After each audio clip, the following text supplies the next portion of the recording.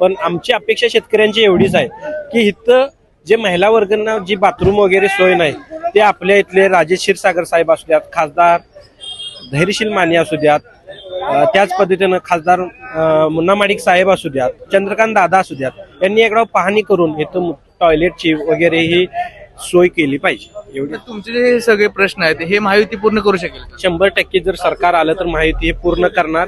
त्यांनी आमच्या इथं जर शेतकऱ्यांची ही होत्याली दुरावस्था बघून गेलं तर त्यांनी 100% शेतकऱ्यांना प्राधान्य देणार. एवढा विश्वास आहे? असू द्यात, एवढा विश्वास आहे? 100% महायुतीवर विश्वास आहे. कारण आता बघितलं तर तिथं तुम्ही बाथरूमची ती सोय अतिशय खराब आहे. कारण बाथरूमचं पाणी सकट बाहेर रस्त्यावरती येतं.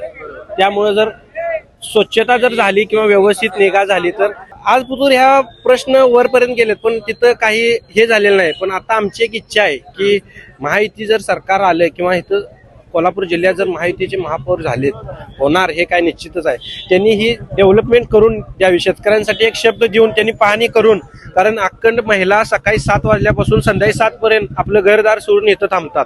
कारण त्यासाठी त्यांना एक प्राधान्य दिलं पाहिजे. कारण चांगली व्यवस्था केली पाहिजे. कारण लोक कसं आहे, शेतकरी आम्ही खेडेपाडीतील शेतकरी आपण सिटीमध्ये येऊन माल विक्री करतो किंवा एक त्या पद्धतीने इथं डेव्हलपमेंट झाली पाहिजे, सुधारणा असली पाहिजे.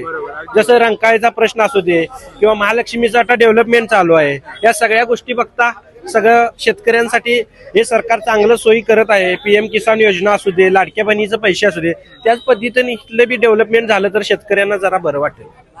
एवढीच आमची महायुतीकडून इच्छा आहे.